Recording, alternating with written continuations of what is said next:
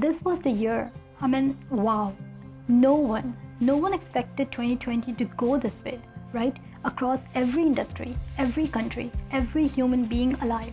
No one expected to have to completely reinvent themselves, right?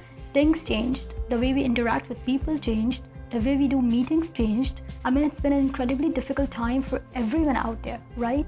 But you know what? There's a silver lining in that. I almost don't think it was the worst thing.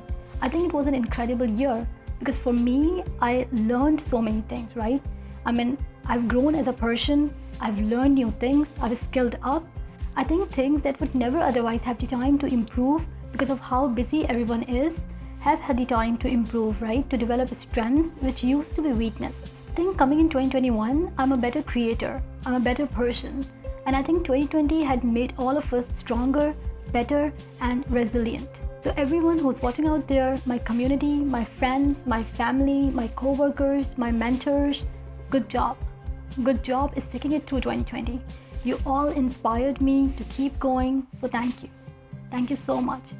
So today in this video, we're going to discuss some of the lessons which I learned in 2020 and let's get started.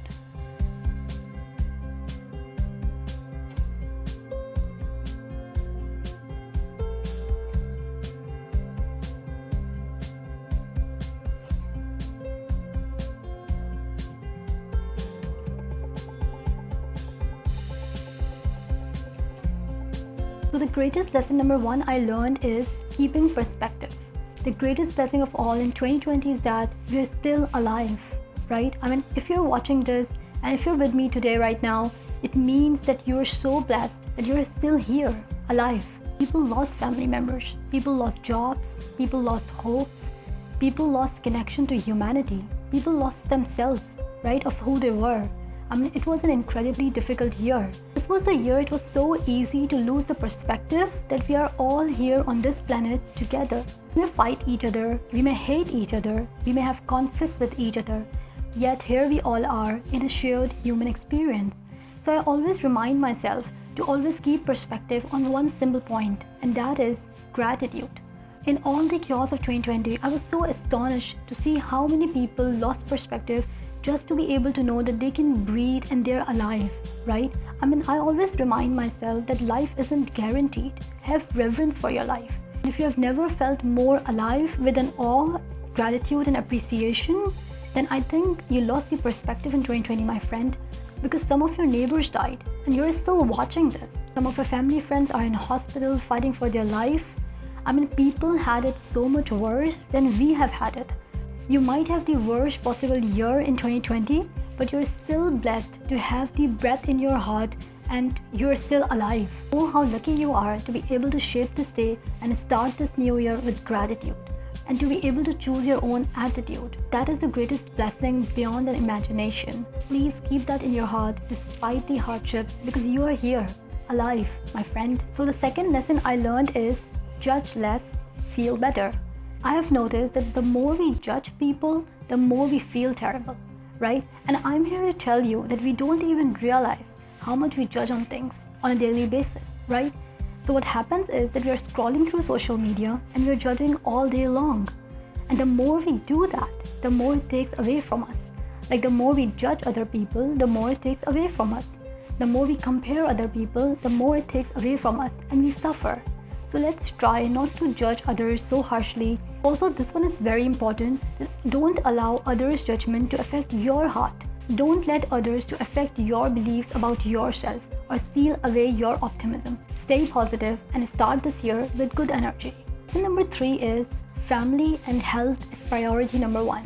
I think the pandemic reminded all of us that how special family is. Many of us are distant from our family members. Many of us lost family members. And I think it was a very difficult, sad and isolated year for everybody out there. And I understand that. I think it reminded us that how important it is to take care, love and take out time for our family. And it also reminded us that how important it is to take care of our health and do everything we can to strengthen our own well-being. This year taught us the value of health. Everybody was so scared of being sick, including myself. I think I washed my hands the millionth time this year. Either live in fear or live in commitment to ourselves to improve these things. we either live in sadness or we spend more time with our family members and be happy. And those of you, I know you're watching, who lost family members, dear ones, or friends, I'm here to share with you that I'm sorry to hear that. I really am. I can feel your pain, and I send you my prayers and condolences. And I think it's so important to take care of our health and our family's health. I think that's a priority. And I think it's also important to note the kind of energy you brought into your family, how you protected, sustained, and grow your own health. And if you didn't do that last year, then please do that in 2021. I mean, if you have never in the single year of your life make that year your best year for your health, then this is the year. Please do that this year. Make a commitment to yourself to eat well, to sleep well, to hydrate well, to take the right nutrients, right? To practice meditation and release the stress. These are all the things which will keep you healthy and alive. So do that. Please make that promise to you and give yourself this gift. Lesson number 4 is learn to trust your intuition. In 2020, I learned that when you tap into your heart a little deeper, you're able to take right decisions for yourself, right? You have this whole wisdom inside you. Now, what happens is that most of the time we are trying to focus on taking advice from other people, right? Or taking input from other people. Simply trying to listen to the voice of the world and trying to figure out what's noise and what's important to us. Don't realize is that inside us there's a knowing, a depth within our heart and the soul. And most of the time we are not listening to that intuition, so we feel miserable and frustrated. I think that was the big lesson, that knowing that you have wisdom within, knowing who you really are and your values, and then summoning that into every day with authenticity. That's where excitement shows up. That's where right decision shows up. And that's where joy shows up. Then you feel happy, contented, and excited about life. So tap into your soul and ask your heart questions and do you. Lesson number 5 is self-care is selfless. I think taking care of yourself is one of the most selfless things you can do. So identifying self-care as taking small or big steps intentionally to improve your mental and physical health. So essentially, let's say if you want to take care of someone you care about, if I'm feeling good mentally and physically, then not only it's great for me, but I can be a better daughter, right? A better partner or a better person in general. Win-win for everyone. And the opposite of that is true as well, right? If let's say I don't feel good about myself, then that will go out to those around me, intentionally or unintentionally. And I'm talking here about like small or big steps, but it can be steps like exercising every day for 30 minutes or taking long quiet walks. In fact, I've started walking regularly and just enjoying the fresh air and nature, and I feel so happier. Lesson number 6 I learned is have a service mindset. One of the things I saw in 2020 was that for people whose purpose was linked to compassion and linked to service, they were more engaged and much more peaceful. There's never a way for that purpose to be taken away from you, right? And our mind does not like uncertain situations, right? And I think it is always good to look for certainty in uncertain time through service.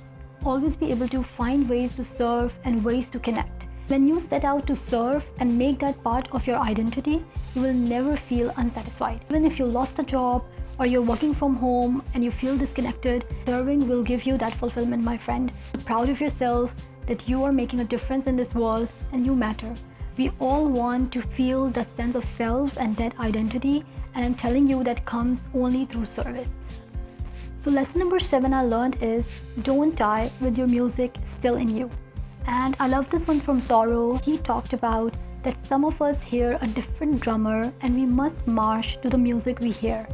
And we all have some kind of music playing within. We all show up with a purpose and we all are connected. He says that too many of us are afraid to hear the music and march to it. Some of you wanted to write a book, or you have a composition you wanted to compose, or maybe you wanted to open an ice cream shop. I don't know. Or maybe you want to travel around the world, or maybe you want to get into a relationship but you're afraid of, but your heart says it's the right thing to do. So everyone feels something, right? So ask yourself, what if my whole life has been wrong? And I know what my music is, and it's playing right now.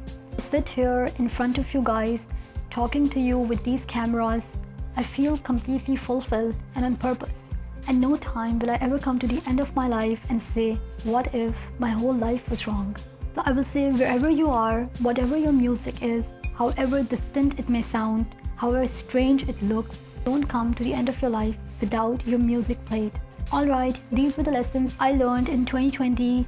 Thank you so much for being part of my community, and thank you so much for your time. For all of you who was watching my videos last year, thank you. Very happy new year to all of you. Let me know in the comment section below what were the lessons you learned in 2020 and how you're feeling so far in 2021.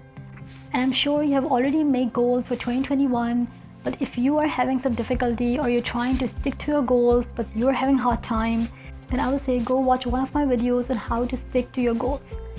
Until then, I will see you in my next video. Bye.